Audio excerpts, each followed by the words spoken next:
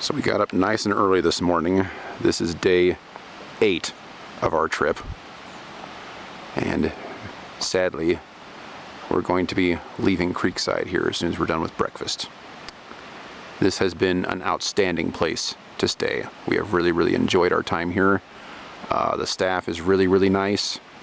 It's a really nice, quiet location. Obviously, the view is fantastic. Honestly, I couldn't ask for anything more from this place. The location is just outside the east entrance to the park, and we have to take the west entrance to go home. But that is my one complaint about this place. Is how far outside it is. Yeah, because I mean. But you have to drive all the way through the park every time, which gives you a lot of opportunity to see. We are now forced to drive through the park in order to head home. How horrible.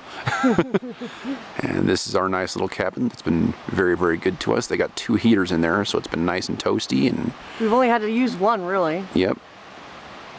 Yeah, this place is outstanding. They serve both breakfast in the morning at 7:30 and dinner at 7 p.m. French toast is amazing for breakfast. Yes, you owe it to yourself to try the French toast. The best French toast I have ever eaten in my life. And yeah, I can't say enough good things about the staff. They really helped us out on our first night here. They've been super friendly. They always give us free ice in the morning when we need it. Yeah, just an outstanding experience. So if you're planning on coming to Yellowstone and you're over on the east side, check out. Or you don't mind driving through the park. Or you don't mind driving, yeah. Check out Creekside Lodge. Very well priced as well. Yep, happy place. Well, it's our last day and we're on our way to the park. Way out, and we found a herd of bison. Huge herd going across the road, blocking traffic. Oh, look at them.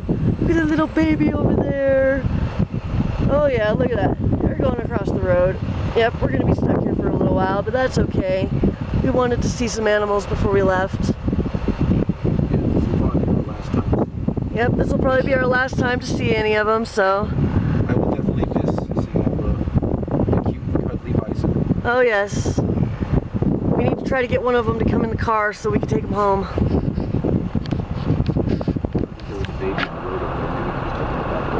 Just open the back door, get one of the babies. Yeah, got them all across here and all the way across there. Look at that. Oh, look at that little one right there. Oh, look at the little babies. Oh, little baby. Oh my gosh. Oh, so cute. Oh my gosh, look at all of them over here. Hey, camera. Look at little tiny babies. Oh, look at the little, oh, they're playing. Open the back door. Look at this huge herd. This is a big herd. Oh yeah, look at them on the hill up there, way up there. Be nice. You all can have a turn to get in the car. Yes. Oh. A big herd all the way up there on the hill.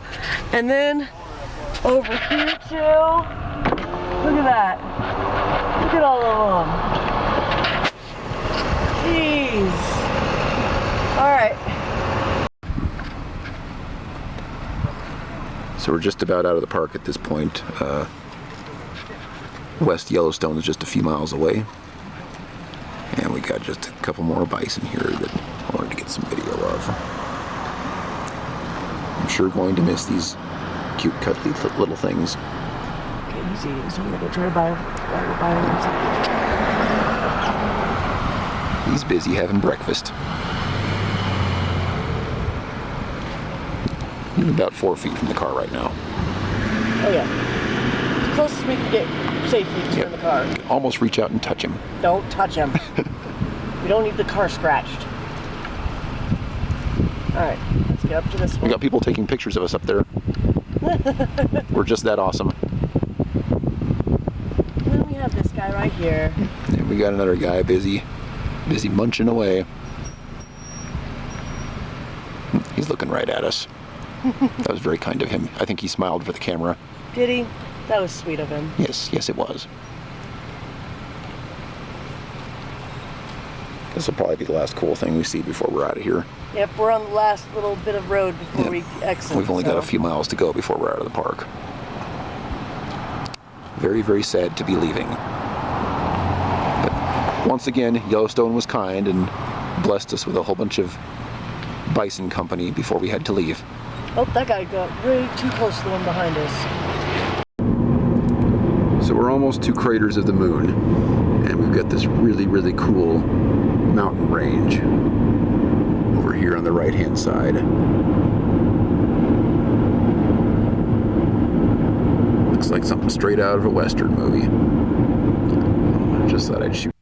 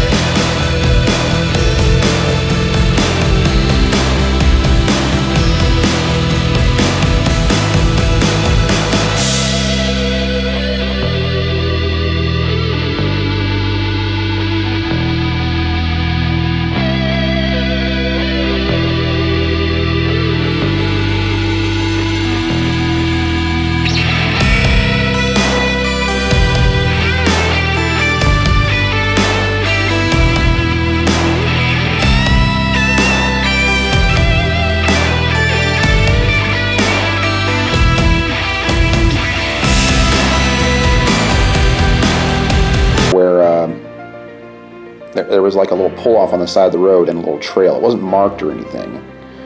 So there were no...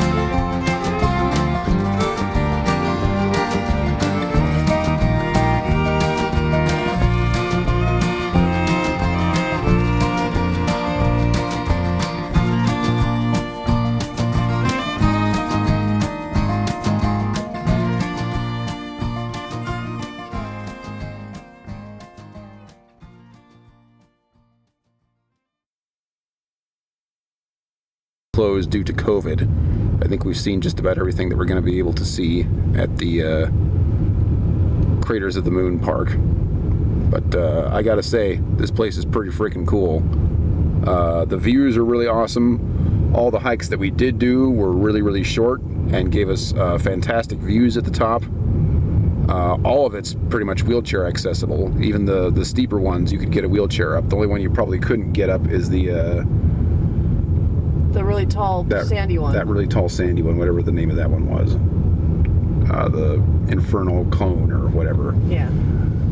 But everything else, if you have a wheelchair, you'd be able to do. So that's pretty awesome. Well, the one was pretty steep. I don't know if a wheelchair could do it. I could push a wheelchair up there. Yeah. Other people might not be able to, but I could have done it. But yeah, if I had one pet peeve about this place, well, obviously all the caves are closed because of COVID, and the wind here is just ridiculous. I would imagine that when I look back on this video, nobody's going to be able to hear anything that I was saying because of how hard the wind is blowing. So that was a little disappointing. My hair is a freaking mess right now. I'd end up tying it up, and yeah, it just looks pretty stupid.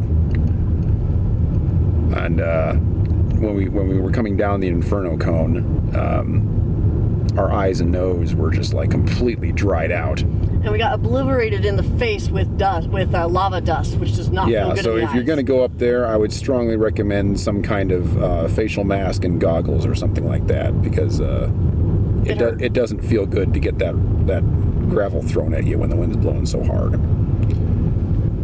But yeah, I am very, very glad that we decided to make this our stop on the way home. Yes, very glad. Very, very glad. $20 per car to get in. Totally worth it. And when the caves reopen, even more worth it. Yeah. I mean, the scenery here just seems to go on and on forever. It just looks really, really cool. The trees are awesome, the way it wind-blown trees, and you can see the lava flowing, the way that the lava flows in the rocks. Like, it's all just awesome looking. Yep. And there's also, you know, assuming that the caves are open, you could really budget your time here. If you've only got a couple of hours, you could still come here. If you've got a half a day, you could still come here. If you've got a full day, you could still come here. And either way, you'd be able to keep yourself busy the whole time. There's one 7-mile circle that basically goes around the place, which is what we just did. And we basically just got out at every stop and looked around at everything that we could.